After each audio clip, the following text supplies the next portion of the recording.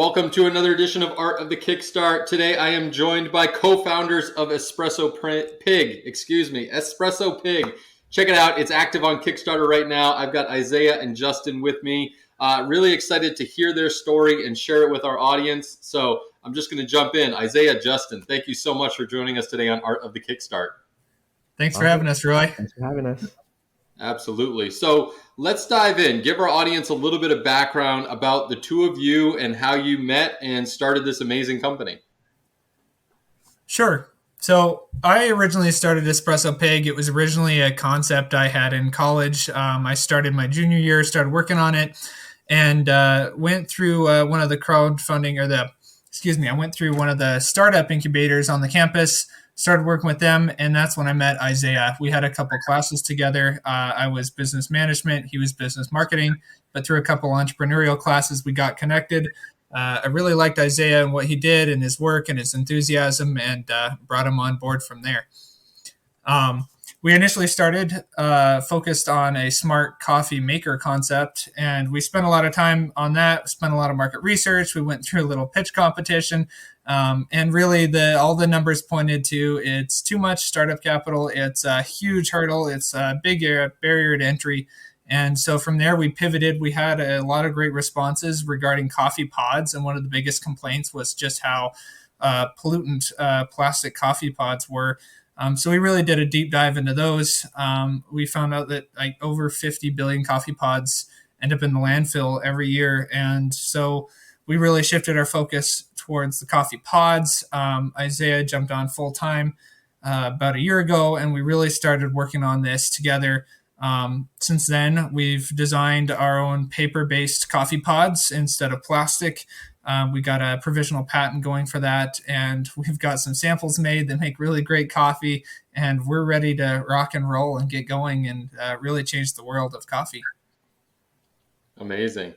Yeah. So Isaiah, with your marketing background, talk to the audience kind of about maybe some of the data that you guys saw outside of the overall cost of it, but why that shift? I mean, obviously, I'm a consumer of K-Cups. I hate it, but I need the coffee, and it's more convenient than making this massive pot of it because I'm the only one in my household that drinks it right now. So I love the fact that, one, you're saving the environment one pot at a time. It's terrible that America, produces like 60% of the trash in the planet, just for coffee pods. So let's talk a little bit about that marketing and maybe some of the data and how you guys got to here now. Yeah, so what we found out first, obviously, is that the coffee market is super saturated, and it's really hard for just a random or a brand new coffee business to kind of jump in because the competition is just super high. So we were really looking at what is a niche in this area that could be specific to us that hasn't been really marketed a lot towards, and that what we found would be like the eco-friendly, plastic-free sustainability market. And within that market, we started to do some research, like what is out there, what has companies already made, and we saw that that they're making these so-called eco pods, which pretty much just lessen the amount of plastic that is in those regular Keurig K-Cups. And we're like, well, that doesn't really solve the problem. That just kind of makes it a little bit smaller. So we're just like, well, let's create something that really gets rid of that. And then that's when we came up with the idea of making a complete paper pod. And we wanted to share that to this market and be like, here's a way better alternative that would be the absolute solution to just a plastic K-Cup, if that makes sense. Absolutely. So what, in terms of the process and the iterations, talk to me about the design elements of the pod itself, since you're constrained to a certain size, but obviously bringing in a material that's completely eco-friendly, that still produces a high quality cup of Java. How have you guys not navigated all of that to produce this product now? Well, really, they say nothing comes easy. And boy, we had some highs and lows when we were doing our prototyping. Initially, we were able to, I do have a background in 3D design, and so I was able to make at least a rough design of K-Cup shell and then calculated for thickness and dimensions and sent that off to a manufacturer. And they came back and they were able to create the shell. And so then we had this paper shell which, by the way, is made from a byproduct or a waste byproduct of sugarcane production. So it's actually bagasse is what they call it. They use it to make a lot of paper plates, a lot of paper bowls. If you've ever been to a picnic and they don't use styrofoam plates, they're probably using bagasse. And so we got the shell and we said, great, this is going awesome. Now let's get the filter in. And we could not find one company that could adhere a filter actually into that outer shell. The reason being is because when a company does it with a plastic pod, they actually melt the plastic to fuse that filter in place. And so we actually went back to the drawing board and we came up with this specialized sleeve that actually holds the paper filter in place. And the sleeve's made from that same bagasse material. So it's all coming from waste products or byproducts of sugarcane production. And we actually, through our design, we're actually able to patent it because we can't actually fuse the filter. We actually have to inset it in. And then it got to be a little bit of a challenge once we had that put together to try to figure out all of our dimensions and getting the sleeve just right. So that took quite a bit of back and forth and a bit of trial and error. And then we got to the top of the coffee pod, which is the lid, obviously. And again, if you use a foil lid on a plastic pod, you can heat it up enough and fuse that right to the plastic. So it was a bit of a challenge for us to try to come up with adhesive coatings that worked, but still didn't affect the biodegradability of having a lid made of paper. Again, it's got to resist heat, it's got to resist moisture, it's got to resist back pressure, because most people don't realize the Keurig actually pressurizes a coffee pod to force the water through, and so you have to make sure you don't pop off the lid. So I mean, we went through months and months of iteration, and there were times when I just opened up my inbox and it was, no, we can't do this. No, we can't do this. So it was really a relief when we got it all put together. And I definitely cried when we had our first prototype run through that machine and that beautiful cup of coffee came out and took out that pod. And it was amazing.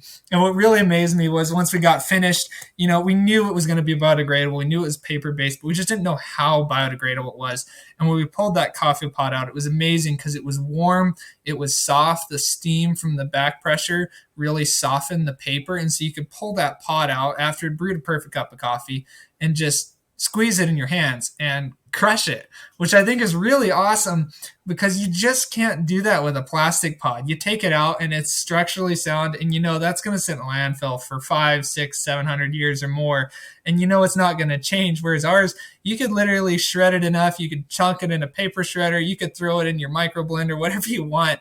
But honestly, the fact that it just starts breaking down and softening right after its use is ideal because there's so many products. You open them up, you get them, you use them, and then the packaging is just as good as it was when it first came off the shelf. And so for us to see that process of breaking down has already begun was just this huge sigh of relief that we had not only created this paper pod, but that it was working and essentially taking care of itself right after its use, which is really awesome. I love this. Not only because you guys are so young and you've created this amazing invention that hopefully is used by all other coffee K-Cup creators that are out there. I'm so glad you've protected this idea as well. And, there's ups and downs of entrepreneurship, right? And, for you guys to persevere and continue to go through it and know that you're creating something that's going to change lives and the environment and future generations. My hat is off to both of you for pursuing this and continuing to do that, as well as just launching this thing and getting it out there. It's active on Kickstarter right now, so I encourage everyone to just go out there and support it, but also to support you guys, the young founders that are out there solving the world's problems that nobody else has done yet. And I'm just amazed that, with how big of an industry it is, that no one's been able to get the traction that you guys have been able to do so quickly. So congratulations. Thank you. Absolutely. So what have been some of the surprises along the way outside of all of the difficulties and the hurdles that you've come along with? Have there been any other surprises or big takeaways that you guys can have? One of the big surprises, at least for me, was when we started digging into the coffee pod market. Coffee pods have been around since 1998. And started out in commercial office spaces, and then they moved out to mainstream. And I remember when I was like 6 years old, I'd go downstairs, and it was easy for me to make mom and dad's coffee, and they loved it, and they thought it was great, and I thought it was really easy. And it blows my mind that after 25 years, that nobody's done anything that doesn't contain any plastic in a coffee pod. Like it's very possible, obviously, if two guys fresh out of college full of student debt and all sorts of other things, if we can put together a paper coffee pod, we really question the why. And I think it comes down to, what's the incentive? In about 2013, 2014, a lot of environmentalists made a big stink about coffee pods and how wasteful they were. And even John Sylvan, the guy that invented the K-Cup, doesn't own a Keurig, and he doesn't use coffee pods and regrets them because they're so wasteful. But we found these eco pods, like Isaiah had mentioned earlier, and it's really interesting because they look like they're a much better solution. You look on the package and you can see the coffee filter bag, and you can see that most of the cup is gone. But the thing that surprised me the most is when you dig into this, we found out that because there's no cup, there's no added structure to the coffee pod. So the little plastic ring, yes, it's a plant-based plastic, but it's still plastic. And it only reduces plastic use by about 30 to 35%. So there's really not that big of a decrease in the amount of plastic per each coffee pod. And then the other thing we found is because those filters expose the coffee to open air, obviously coffee has to be sealed to prevent evaporation of all the oils and the good stuff that comes out in your cup. And so when you open those boxes, the first thing you see is a plastic bag that's absolutely sealed and airtight. And it's really disappointing because you look and it's like it looks really great on the outside, but we found that they don't reduce that much plastic, and they still have a plastic bag. And then if you really look closely on the labels on these eco pods, every single one of them has a disclaimer that says that these are only compostable if you send them to an industrial composting facility. And they always say, which may or may not exist in your community. So it's really crazy, and I think a lot of people buy them. And some people have said to us online, they said, "Well, these have already been invented. They're compostable." But it kind of scares me how easily we've been marketed to, because I used to think they were great, and now that I've done some research, I found these eco pods are really not much better than the plastic pods that are out there. And so it kind of surprises me that now we've got these paper coffee pods and nobody's done this yet. Yeah, no, it's absolutely amazing. Isaiah, on the marketing side, what interesting trends are you seeing, or conversations that you've had that kind of have led to the launch on Kickstarter right now?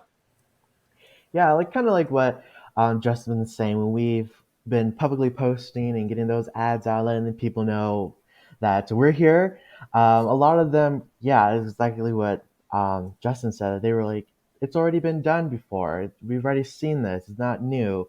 But I think it's just always reassuring them and letting them know that yes, there is biodegradable pods out there, but they're not 100% biodegradable. And also, we want to get away from the name biodegradable and say plastic free, because I think with those eco pods, they've been marketed as biodegradable, so that the lingo is becoming too blurred.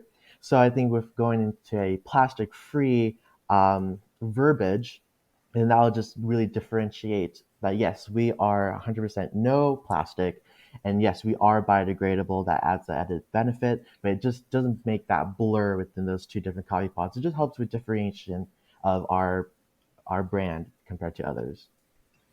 Amazing. And just to add, yeah, go ahead. And just to add to, I guess like Isaiah was saying, biodegradable is blurred. There's no definition for biodegradable. You're biodegradable. I'm biodegradable. The laptops we're using are biodegradable. Everything is theoretically biodegradable if you throw it into a composting facility. And I'm sure in 500,000 years, eventually you'll get the steel casing of this laptop to break down. But because it's such a blurry term, if you throw biodegradable on a package, it looks great. And consumers have this tendency to believe that, it's going to break down in another couple weeks or a couple months. And that could not be the case, or it could be the case that it could take years unless you send it to the right place. Mm-hmm. You're absolutely right. I'm so glad you mentioned that. And again, I'm so proud of you two for creating this product, because I think it is a conversation starter that we need to have. Obviously, the biodegradable side is, this big wool getting pulled over the consumer's eyes, and the plastic-free side that you guys are going after now, I think is amazing, and hopefully has, a lot of people purchasing this, or just at least minimum becoming more aware of what they're consuming and the waste that they're also, outputting at the end of it. But what this is going to do, Isaiah, you drew the short straw, so you get to jump in with me on the launch round. Are you good to go? Yes, and just really quick, if I can add, before we go into that, is that another question we've been getting is, yes, our pods are really cool and they're really excited about it, but they also want to know, what does our coffee taste like? That's another mystery that I'd like Always. to answer to that. And to answer that question, our coffee right now, we're currently created from Guatemalan and Colombian beans, creating a medium dark roast. And how we get our beans, well, they're actually specialty grade beans, meaning that they're the top 2% of quality within the world. So we're making sure you're getting a good quality and gourmet beans in every cup that you brew. And also, with to keep with all sustainability, we've also ethically sourced our beans directly from farmers and brokers. So we don't just take beans from large corporations that are not quality beans. So with all that, that gives you a smooth, sweet, and also lightly fruity taste with taste of hazelnut and also dark chocolate. So it's like a adventure in your mouth. So we wanted to make sure that every time you take a sip, you'll be ready to take your adventure throughout the day. So that's what our coffee is currently. Amazing. See, I had already made the assumption that your coffee was going to be amazing, just given all of the work that you have put into making this pod a reality. The coffee didn't even come into mind because I knew it was already going to be amazing. So I appreciate you giving us a little bit of flavor there on that and delaying my launch round questions for yet another minute. But, awesome. No, I'm so glad you got a chance to explain that because I can only wait to be able to taste this and, kick all the other K cups that are in my house out the door and hopefully biodegrade them on my own somehow safely in my community. But Isaiah, let's jump right in. So I'm All really right. interested. I'm interested to hear what inspired you to be an entrepreneur. Yeah. So when growing up, I never had an interest in actually being an entrepreneur until I actually went to college and then met Justin. I was like, I want to make a difference. There's something that was a problem in the world with coffee pods and plastic pollution. And after finding out the damage that it does, it's like, okay, that there needs to be a change. There needs to be something different. And with entrepreneurship and all the inventions, it's supposed to help people, supposed to do something to solve problems. So if we can solve a problem that would be beneficial, just not just to the consumer, but to the earth in general, it's like, I want to pursue that. I want to go that way. And I was like, being in entrepreneurship and to start this business, it's like, yeah, let's do it. I want to do it. I want to help the people. I want to help the world. So Amazing. Well, thinking about other entrepreneurs throughout the world, living and dead, what's one entrepreneur you wish to share a cup of coffee with? I would like to share a cup of coffee with Walt Disney himself.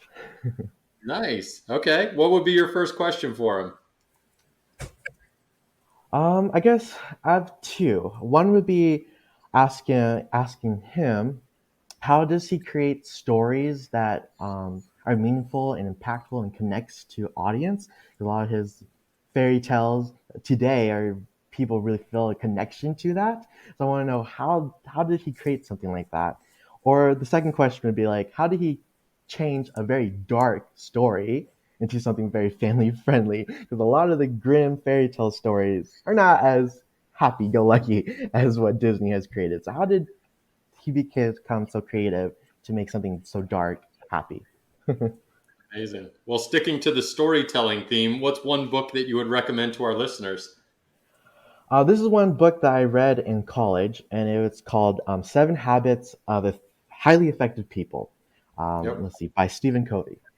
And what really struck out to me in that book is the idea of being proactive versus reactive. And that kind of really helps us, like, instead of waiting for things to happen to you, you got to go out there and make that happen. Go out there and put some effort into it, because if you just sit around, nothing's going to happen. Nice. So, what's one piece of advice that you would give to another young entrepreneur looking to launch their idea? Coming from a marketing side, I would be make sure you make that audience, get that brand out there, do everything that you can to let people know it's there. Because if the conversation is not happening, then it doesn't matter how much money you put in, doesn't matter who you're partnering with. If people don't know it's there, and you don't have that following, then it's not going to go anywhere. Absolutely. All right. Last question, Isaiah. You're doing amazing. Um, really interested to hear your take, just given the research and data that you've got, as well as the marketing mindset of what's your take on the future of crowdfunding? Yes. And I guess, kind of going back to the last question, it's interactive, I think. Because right now, with the whole idea of influencers and getting people to talk in blogs, I think with crowdfunding, I think there's going to be some kind of way to make that interactive. It's not just going to be ads, it's not just going to be a page where you just read. I think there's going to be some sort of way to get people engaged, get them. So it's not just so 2D on a screen. There's communication, there's interactions they can feel, and I'd be very excited about what's going to happen and what the product's going to be. Well, I'm really excited about this product. Justin, I'm going to let you close out things. Give our audience the pitch. Tell people what you're all about and where people should go to back your amazing campaign. Awesome. Thank you, Roy. Well, this has been a great experience for us. I also want to say thank you. Yep. So this is Justin and Isaiah. We're Espresso Pig. We've created our pig pods with our pig pen blend coffee, and we're here to change the world. Every pod you buy is a pod that doesn't end up in the landfill full of plastic. So thank you all for listening. And if you want to support us, you can check us out on our website at www.espressopig.com, or you can check us out on our Kickstarter as well. You can search up Pig Pods and we should be there. And go ahead and support us. Feel free. We're going to be rewarding our backers with some of the first paper pods in the entire world to show up on your doorstep. So thank you very much. Amazing. Audience. Yeah, thank you. And audience, thanks again for tuning in. Make sure to visit artofthekickstart.com for the notes, transcript, links to the campaign, everything else we talked about today. And of course, I got to give a big shout out to our crowdfunding podcast sponsor over at Product Hype, the top newsletter for new products that just launched. Justin, Isaiah, thank you so much for your invention and joining me today on Art of the Kickstart. Awesome. Thanks for having us. We appreciate it. Yeah, thank you for having us, Roy. Of course.